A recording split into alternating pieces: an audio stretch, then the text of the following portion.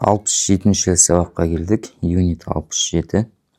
Бұл сабақта біз санаулы, санаусыз зат есімдерді үйренетін боламыз. Зат есімдер санаулы болады, санаусыз болады.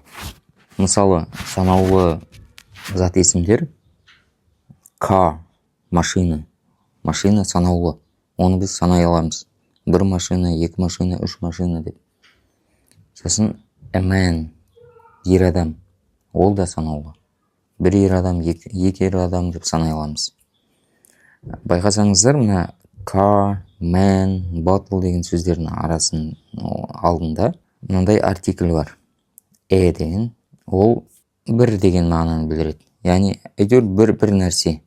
1 машина. Какой-нибудь машина. Егер де бір нақты бір белгілі машина болатын болса, онда the артиклі қойылады.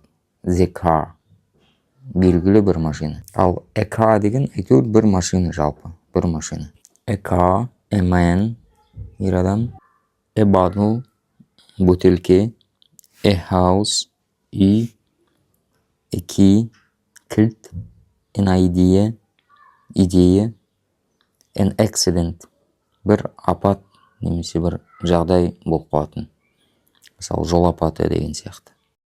Санаулы зат есімдерге сіз 1, 2, 3, 4, 5 деген сөздерді қоса аласыз.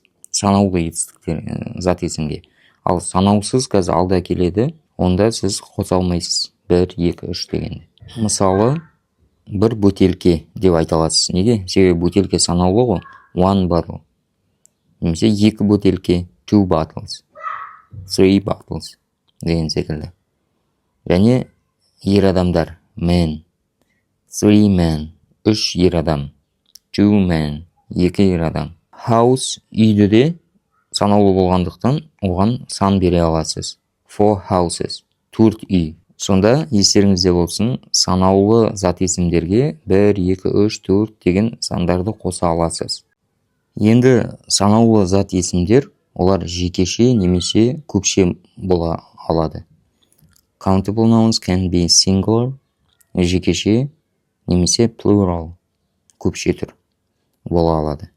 Singular, жекеше, мысалы a car, машина, the car, белгілі 1 машина, my car, менің машинам. Ал plural, көпше түр, ол мысалы cars, машиналар, 2 cars, 2 машина, the cars, машиналар, some cars, белгілі 1 машиналар, many cars, көп машиналар. Мысалдарды қарап көрейік. I've got a car, менде машина бар. New cars are very expensive, жаңа машиналар өте қымбат. There aren't many cars in the car park, автостоянкада көп машиналар жоқ. Астында айтады, you can't use the singular, сіз жекеше түрді дейді, мына car, bottle, key деген сияқты жалғыз қолдана алмайсыз дейді. You need an. Сізге мына артиклді қосу керек болады. Жалғыз өзін келтіре алмайсыз. Мысалын қараңыз. We can't get into the house without a key. Біз кілтсіз үйге кіре алмаймыз дейді. Мына жерде without key деп айтпаймыз. Without a key. Осы жекеше түрде, зат есімде жекеше түрде алдына артикль келу керек. Енді санаусыз зат есімдерді өтетін боламыз. Санаусыз, санауға келмейтін. Мысалы қараңыз. Water, су. Суды санауға келмейді, ол бір құйылып отырған нәрсе. Оны тамшысын санай алмайсыз, яғни санауға келмейтін нәрсе.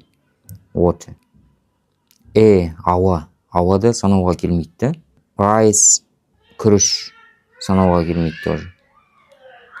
Кішкене бөліктері бар, ол сіз санап отыра алмайсыз, санауға келмейді. Salt, тұз, ол да санауға келмейді. Яғни, неше түрі мына секер, тұз деген сияқтылар санауға келмейді. Сосын пластик. Пластикті да былай ұзын пластик болып жатады, ол да санауға келмейді. Сосын money, ақша. Енді ойлап қарасаңыздар, ақша біртүрлі санауға келеді ғой енді. Бірақ жалпы ақша деп алатын болсақ, санауға келмейді ағылшын тілінде. Соны есте сақтап қойыңыздар. Мына басқаларын, мысалы ауа, су дегендерді санауға келмейтініңіз бір логически түсіне аласыз. Бірақ осы money, ақшаны есте сақтап қалыңыз, ол санауға келмейді. Music, музыка, ол да бір абстрактный түсінікті, музыка деген. Ол да санауға келмейді, музыка. Теннис, сосын ойындарда теннис, футбол, баскетбол деген секілді, оларда санауға келмейді. Осы нәрселерді есте сақтап қалыңыздар.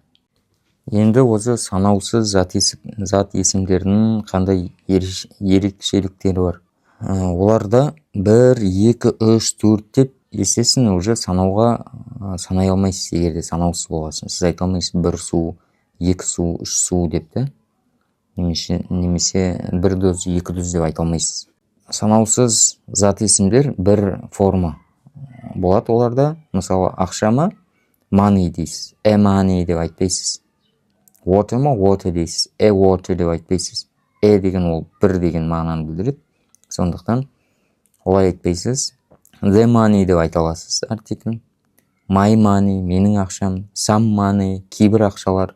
Much money, көп ақша. Бірақ бір ақша, екі ақша деп ағылшын тілінде айта алмайсыз.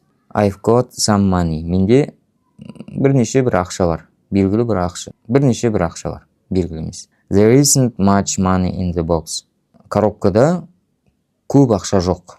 Much money деген көп ақша. Money isn't everything. Ақша ол барлық нәрсе емес.